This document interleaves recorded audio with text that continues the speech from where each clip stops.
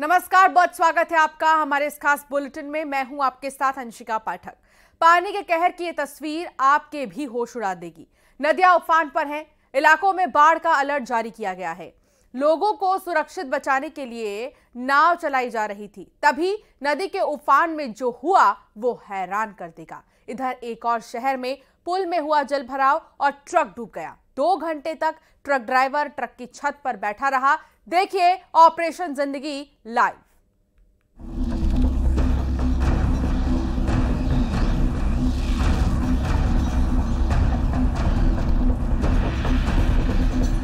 रात के अंधेरे में जल प्रहार की लाइव तस्वीरें, जब मुश्किल में फंसी जान और दिन के उजाले में भी पानी का कहर।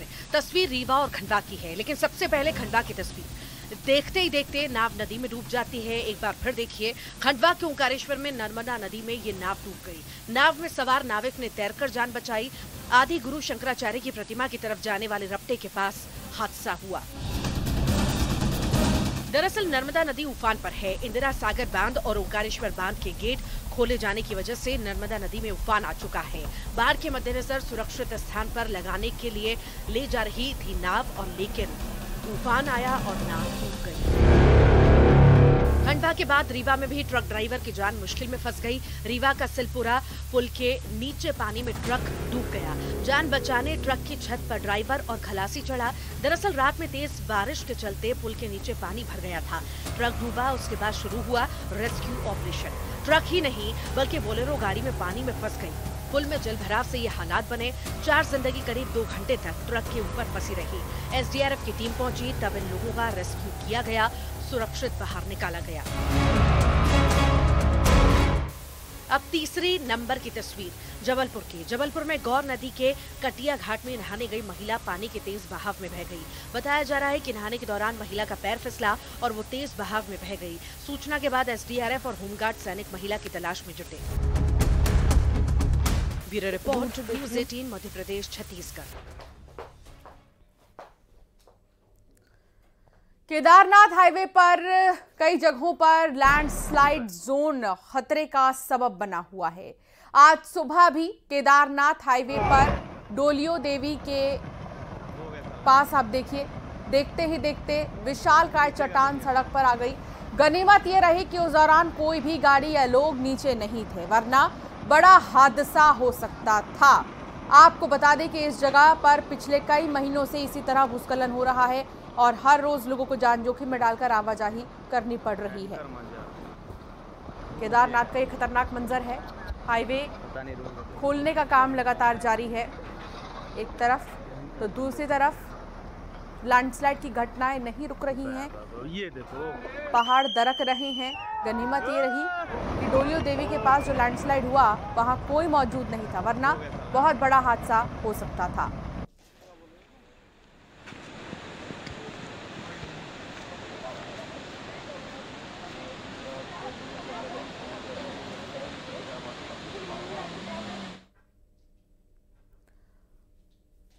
और अब दिखाते हैं वो तस्वीर जिसे लोग चमत्कार का नाम दे रहे हैं। नाग पंचमी पर एक महिला के सपने में नाग आया। महिला का कहना है कि उसे नाग देवता ने दर्शन दिए। उसके बाद उस घर में लोगों की भीड़ जुट गई। भजन कीर्तन चल रहा है क्योंकि दावा है कि उस घर में चमत्कार हुआ है। किस चमत्कार का दावा कर रहे हैं लोग, आपको इस रिपोर्ट में दिखाते हैं।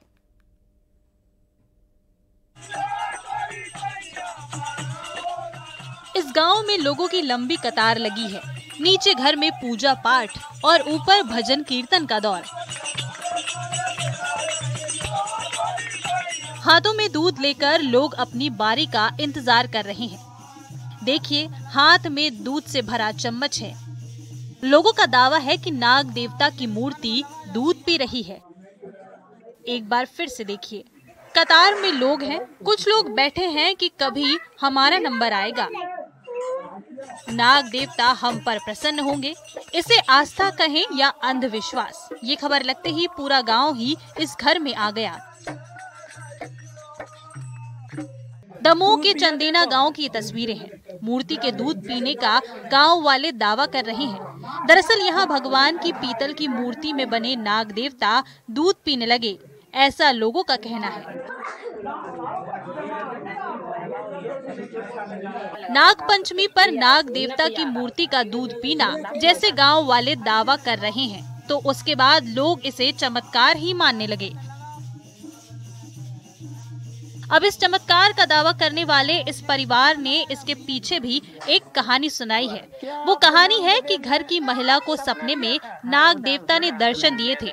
आप भी सुनिए। दिखा रहा है, देखिए बात तेरी तो सजी मन तो हम तो जाना देखे गए पानी देखा था टीवी में सो गया दिखा सपार के यहाँ से हमें लागे तो दूध दियो ना पी गए सुबह से तो पिघाने लगे बिलिया पी गए फिर भी दूध चढ़ा के आए हमने कहीं को उन्हें दे दो सुबह पियास लगे से उन्हें पी ला फिर हमने बाबूहाना टेरवा हमने कही बाबूहाना। रात में सपना और सुबह पीतल की मूर्ति में बने नाग देवता का दूध पीना ऐसा पहली बार नहीं हुआ है। कई बार ऐसी तस्वीरें सामने आई हैं जब कई बार भगवान की मूर्तियां दूध पीते नजर आई। सवाल अब भी वही है, ये आस्था है या फिर अंधविश्वास? दमोह में आशीष जैन के साथ bureau report, news 18 Madhya Pradesh, Chhattisgarh.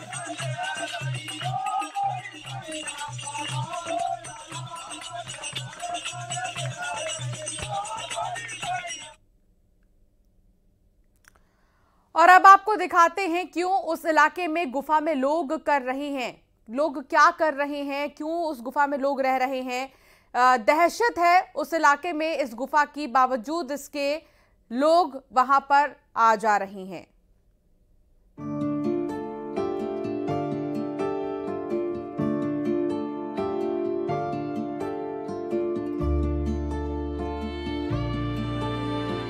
अपने आप में कई रहस्यों को समेटे है ये मंदिर, जिस मंदिर में मान्यता कि नाग देवता लोगों को दर्शन देते हैं। इस गांव में नाग को मारना पाप है।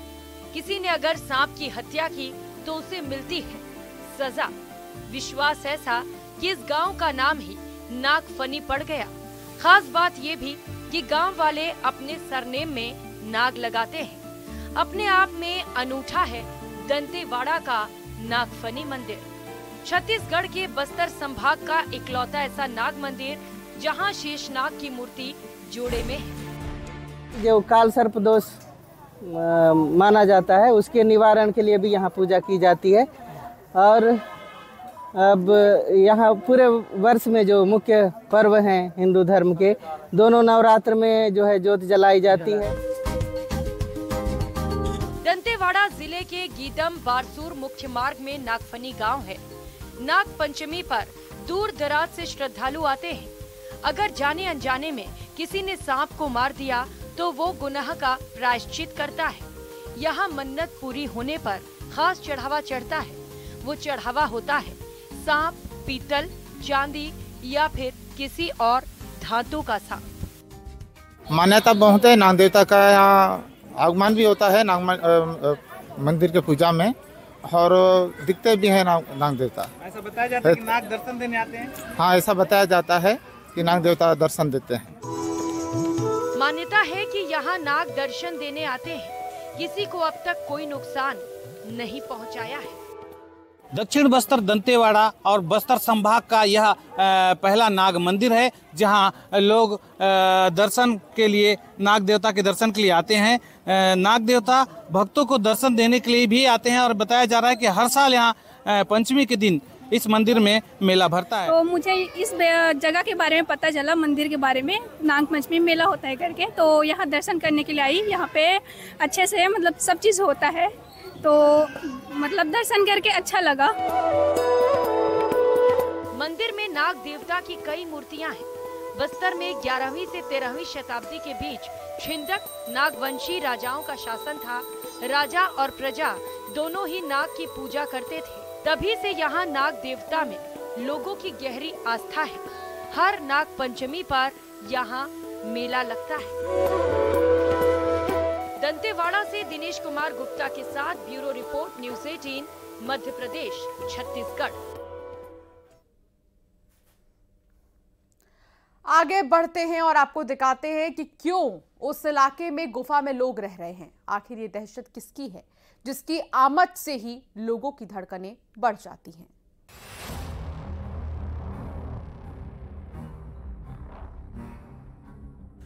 ना तो इतिहास अपने आप को दोहरा रहा है। जब आपने पढ़ा होगा गुफा में आदि मानव रहते थे, गुफा में ही जिंदगी गुजर बसर होती थी, लेकिन 21वीं सदी में गुफा के लिए इंसान की ये दौड़ देखिए। बस ये गुफा ही इन लोगों के लिए आसरा है उस दहशत से बचने के लिए। आखिर किस दहशत से पीछा छुड़ा रहे हैं ये लोग? क्यों गुफा ही इनका घर बन गया है? तो ये दहशत है गजराज के दल की। बस हाथियों के दल की गांव में आमद हुई और उसके बाद सब यही कहने लगते हैं, भागो भागो हाथी आया। कि कैसे यहाँ पहुँचते आप लोग, कितना जान का खतरा रहता है और किस चीज से रहता है? बहुत जान का खतरा रहता है यहाँ हाथी का। तो हाथी आता है तो हम लोग यह जान बचाने के लिए हम यह छुप जाता है और इन्हें छुपे हैं हम लोग और एक ऊपर में हाथी बुलत है। हाँ, कितने लोग यहाँ पहुँचते हैं? ये बहुत लोग आते हैं, 20, 25, 30, 35 या कभी 40, इसे जितना ये गांव का लोग पूरा यहाँ आ जाता है। हम हाथी गांव में डेरा जमाए हुए हैं। हाथियों का ऐसा डर कि सरगुजा में लोग स्कूल में जाकर छिप जाते थे, लेकिन स्कूल पर भी हाथियों ने धावा बोल दिया। अब उस दहशत को भी समझिए। जिस गुफा में लोग छुपते हैं वहां ऊपर भी हाथी घूमता है और नीचे गुफा में लोग परेशान हाल में छिपे रहते हैं। और एक ऊपर में घूमता है हाथी और हम लोग ये छुपे रहते हैं नीचे में, ये गुफा के अंदर। हाँ, बच्चे उच्चे सब लेके बच्चे बुढ़ा सब। मैनपाट उदयपुर लुंड्रा के इलाके में हाथियों के दल का आना जाना लगा रहता है। गजराज खाने की तलाश में पूरी मंडली के साथ गांव में दस्तक देता है। उसके बाद तो लोगों का जैसे जीना ही मुहाल हो जाता है। कई बार गुस्से में गजराज ने उत्पात मचाया, कभी किसी गांव वाले की जान ले ली तो कभी घर तोड़ दिया, कभी फसल को नुकसान पहुंचाया। गांव वालों का आरोप है कि वन विभाग की टीम सुध नहीं ले रही है। तो हर साल में 30 से 35 हाथी आता जाता है। हाँ, कभी कभी बहुत ज़्यादा दल आता है और अभी एक दो ठो भी आ रहा है। अभी यहाँ नहीं है, यहाँ से थोड़ा सा दूर में है, वीरा में। अभी आया था कुछ दिन, 2-4 दिन पहले। यहाँ का बोलते हैं घोघरा टेड़का के यहाँ। तो कितना नुकसान पहुँचाया है अभी हाथी? घर तोड़ा है? हर साल घर को तोड़ रहा है, स्कूल को भी तोड़ दिया है यहाँ का। सरगुजा के चितलाता मोहल्ले में पहले करीब 35 घर हुआ करते थे। 150 की आबादी थी, लेकिन हाथियों के उत्पात की वजह से आधे लोग घर छोड़कर दूसरी जगह चले गए हैं। अब सवाल ये है कि आखिर इस दहशत से इन गांव वालों को कौन बचाएगा? कि जो है लॉन्ग रेंजिंग एनिमल है, वो अपने भोजन की तलाश में बहुत दूर तक की यात्रा करता है। उसको एक ही जंगल या एक ही जगह पे उतनी भरपाई नहीं हो पाएगी, इसलिए वो बहुत दूर दूर तक जा कर के अपने भोजन, पानी और आवास के लिए एक क्षेत्र से दूसरे क्षेत्र तक विचरण करता रहता है। जैसे जैसे हाथियों का प्रभाव या आदमियों का प्रभाव जंगल की तरफ बढ़ते जा रहा है, आपस में एक दूसरे का संघर्ष बढ़ेगा ही। देखिए कि जब किसी जगह में हाथी प्रभावित क्षेत्र रहता है तो वहाँ के जो लोग रहते हैं हाथी से बचने के लिए स्कूल का सहारा लेते हैं, आंगनबाड़ी के सहारा लेते हैं। लेकिन जिस जगह में जो गांव के लोग रहते हैं यहाँ पे ना आंगनबाड़ी है और ना ही स्कूल, ऐसे में वो हाथियों के डर के साये में जीने को मजबूर रहते हैं। श्रवण महंत, न्यूज़ 18, छत्तीसगढ़, अंबिकापुर। विदिशा में बीजा मंडल को लेकर विवाद छिड़ गया है। हिंदू संगठन ने बीजा मंडल को प्राचीन विजय सूर्य मंदिर बताते हुए एएसआई को नाग पंचमी पर ताला खोलने के लिए आवेदन दिया था। अब इस मामले में एएसआई ने लेटर जारी करते हुए लिखा कि यह मंदिर नहीं, बीजा मंडल मस्जिद है। इसको लेकर हिंदू संगठनों में गुस्सा है।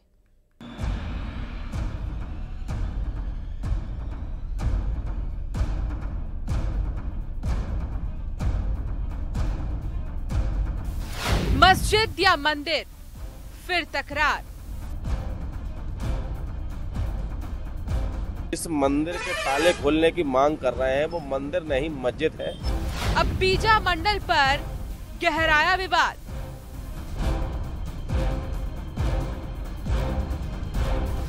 335 वर्षों से जंजीरों में कैद है मंदिर। आंदोलन की आहट, फिर होगी फाइट।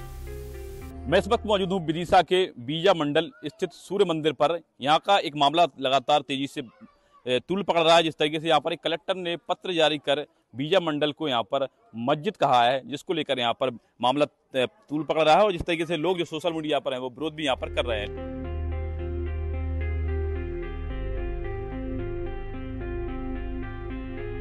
क्या है, जो परमार के वंश से भी पहले का ये मंदिर है, विजया देवी का ये मंदिर है। कलेक्टर ने इसको मस्जिद बोला है, वो ये आर्कियोलॉजिकल सर्वे ऑफ इंडिया के तहत इसको मस्जिद बोल रहा है। मेरा मानना यह है कि आपने आज तक किसी मस्जिद में कोई भी मूर्ति नहीं देखी होगी, तो जब मूर्ति नहीं होगी कहीं पे भी तो उसको आप मस्जिद बना सकते हो, लेकिन मूर्ति है उसको आप मस्जिद कैसे बोल रहे हो? जी हाँ, मसला एक बार फिर मंदिर और मस्जिद का आ गया है।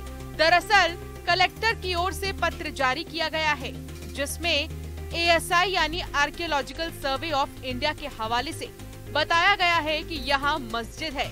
स्थानीय लोग इस प्राचीन सूर्य मंदिर को विजया मंदिर या बीजा मंडल के नाम से जानते हैं। कलेक्टर महोदय आके आर्कियोलॉजिकल सर्वे को, इसको सर्वेक्षण को पुनः नहीं करवा सकते, उसको दिखवा सकते थे, लेकिन अब हिंदुओं की सारी चीजें होने के बावजूद भी अगर हम इसको नहीं खुलवा पा रहे तो ये विडम्बना है। और खुलवाने का एक रीजन ये था कि केवल हम ये चाह रहे हैं कि नागपंचमी के दिन जो ताले की पूजा होती है उससे कहीं ना कहीं हिंदू आहत होता है। कहा जाता है कि 10वीं सदी में चालुक्य राजवंश ने प्रतिहारों पर विजय के प्रतीक के रूप में इसका निर्माण कराया था। ये स्थान चालुक्यों की कुल देवी को समर्पित है। इतिहासकार की माने तो 1632 में औरंगजेब ने इस मंदिर को तोप से उड़ा दिया था और फिर इसे मस्जिद का आकार दिया गया। अब सरकार इसे पिकनिक स्पॉट के तौर पर विकसित करने की योजना बना रही है।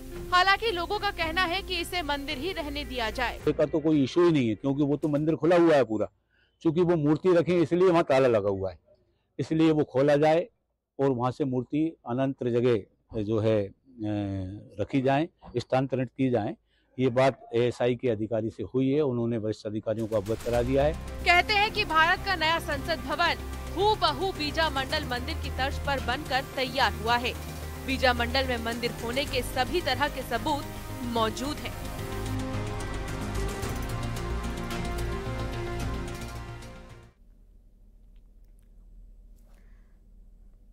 कैंसर के मामले लगातार बढ़ते जा रहे हैं। युवाओं में भी कैंसर तेजी से बढ़ रहा है, जिसकी समय पर रोकथाम बहुत जरूरी है। लोगों में 17 तरह के कैंसर आम है। कैंसर से बचाव के लिए डॉक्टरों का क्या कहना है, आइए जानते हैं।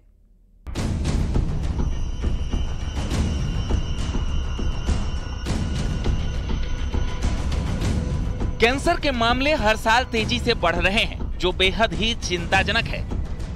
अगर सही समय पर मरीज को पता चल जाए तो उसकी जान बचने की संभावना बढ़ जाती है, लेकिन अगर कैंसर की बढ़ती स्टेज का पता ही न चले तो बीमारी जानलेवा हो सकती है। ये ऐसी बीमारी है जो अपना दायरा बढ़ाती ही जा रही है। एक रिसर्च सामने आई है जो बेहद ही चौंकाने वाली है, जिसमें 17 तरह के कैंसर होने की संभावना बताई गई है। महिलाओं में गैस्ट्रिक कार्डिया, छोटी आंत, ओवरी, फेरिक्स कैंसर शामिल हैं, तो वहीं पुरुषों में कोलन और rectal, gall bladder, kidney, pancreas, leukaemia शामिल हैं। स्टडी में साफ तौर पर बताया गया है कि जो जेनजी हैं और मिलेनियल्स हैं, उन दोनों को कैंसर का बहुत ज़्यादा खतरा है। यानी 17 प्रकार के कैंसर ऐसे हैं जो जेनजी में पाए जा रहे हैं। अगर हम पहले की बात करें तो ये देखा जाता था कि बढ़ती उम्र के साथ जो है वो कैंसर की तकलीफें लोगों को होती थी और स्टेजेस का पता लगता था, लेकिन अब ये देखा जा रहा है कि डिफरेंट तरीके के जो कैंसर्स हैं वो युवाओं में हो रहे हैं। हेल्थ एक्सपर्ट के मुताबिक जनरेशन जेड यानी जो साल 1997 से 2012 के बीच पैदा हुए हैं और मिलेनियल्स जो 80 के दशक में पैदा हुए हैं, इस आयु वर्ग के लोगों में कैंसर तेजी से बढ़ रहा है। बदलती लाइफस्टाइल इसके पीछे बड़ी वजह है। जो ये कैंसर मुक्त भारत फाउंडेशन की रिसर्च आई है और इस रिसर्च में बताया गया है कि भारत के अंदर जो अर्ली यूथ के अंदर कैंसर के केसेस के मामलों में बढ़ोतरी हुई है। जैसा हम देख भी रहे हैं, यूथ के अंदर वैसे भी मेटाबॉलिक डिजीज, जो जीवन शैली से संबंधित बीमारियां हैं, वो भी बढ़ रही है। कैंसर के अंदर अगर हम देखिए तो देखिए जैसे अर्ली डिटेक्शन बहुत ज्यादा जरूरी होता है। जितना हम स्क्रीनिंग करेंगे उतना हम कैंसर्स को समय पर डिटेक्ट कर सकते हैं। क्योंकि जो सबसे बड़ी चुनौती आती है, ज्यादातर कैंसर स्टेज 3 या स्टेज 4 पर डिटेक्ट होते हैं। बहुत सारे कैंसर जो कि प्रिवेंटेबल है, जिसमें हेड एंड नेक कैंसर के मामले जो कि इस रिसर्च में बताया है कि काफी बढ़े हुए हैं, तो उसमें हमें रिस्क फैक्टर को हटाना पड़ेगा। इस जो प्रकाशन का जो मुख्य हाईलाइट रहा, उसमें उन्होंने ये बताया गया है कि लगभग 17 तरह के कैंसर ऐसे हैं जो कि जो यंगर जनरेशन है, जो जेन ज़ी है, उनमें ज्यादा पाई जा रही है। और खास इसमें चर्चा की गई है कि इसका मुख्य कारण लगभग 10 कैंसर्स में ओबेसिटी या मोटापा पाया गया है। इसमें एक मेटाबॉलिक सिंड्रोम भी आइडेंटिफाई किया गया है कि जहां पर डायबिटीज होना और मोटापा होना, इन सब वेरिएशंस के साथ बॉडी में मेटाबॉलिक चेंजेस आने के कारण से कुछ कैंसर्स अधिक पाए जा रहे हैं। अगर टेस्टिंग समय समय पर होती रहे तो कैंसर से जंग लड़ी जा सकती है। स्वास्थ्य को लेकर जागरूकता से ही समाधान निकल सकता है। अर्ली डिटेक्शन में कई तरह के स्क्रीनेबल टूल्स अवेलेबल है। जैसे ब्रेस्ट कैंसर को हम अर्ली डिटेक्ट कर सकते हैं मेमोग्राफी के लिए। सर्वाइकल कैंसर पैप स्मीयर की स्क्रीनिंग करके टाइम से पता लगाया जा सकता है। प्रोस्टेट का कैंसर भी हम स्क्रीन करके पता लगा सकते हैं। कोलोन कैंसर कोलोनोस्कोपी के थ्रू पता लगाया जा सकता है। इस तरह के कई सारे टूल अवेलेबल हैं, तो आप डॉक्टर से जरूर संपर्क करें। इस साल की 3-4 बैक टू बैक पब्लिकेशंस आई हैं, बार बार इंडिकेट कर रही हैं कि कैंसर एक बहुत बड़े एपिडेमिक की तरह आगे दिख रहा है। अगर अभी हम अपने लाइफस्टाइल चेंजेस या अपने एनवायरनमेंट में कुछ चेंजेस नहीं करते हैं तो आगे वाला समय बहुत दिक्कत वाला हो सकता है, क्योंकि हेल्थ केयर फैसिलिटीज इतनी ज्यादा नहीं होंगी कि हम इतने हाई नंबर्स में कैंसर पेशेंट्स को डील कर पाए। स्टडी में ये भी पता चला है कि 1950 के दशक के आखिर की तुलना में 1990 के दशक की शुरुआत में जन्मे लोगों में छोटी आंत, किडनी और पैनक्रियाज के कैंसर के मामले 2 से 3 गुना ज्यादा थे। अब जो है इस जो स्टडी के बाद ये भी बताया गया है कि डॉक्टर्स को भी एक अलार्मिंग स्टेज दी गई है और डॉक्टर से भी अपील की गई है कि वो युवाओं को समझाएं कि जब वो उनके पास आते हैं कोई शिकायत लेकर तो अपने लाइफस्टाइल पर ज़्यादा से ज़्यादा ध्यान दें, क्योंकि अगर अभी नहीं देखा गया और रिस्क फैक्टर्स को नहीं रोका गया तो ये एक बहुत बड़ी समस्या बन सकता है। दिल्ली से न्यूज़ 18 के लिए फराह खान। और इसी के साथ बुलेटिन में फिलहाल इतना ही। आप बने रहिए न्यूज़ 18 के साथ।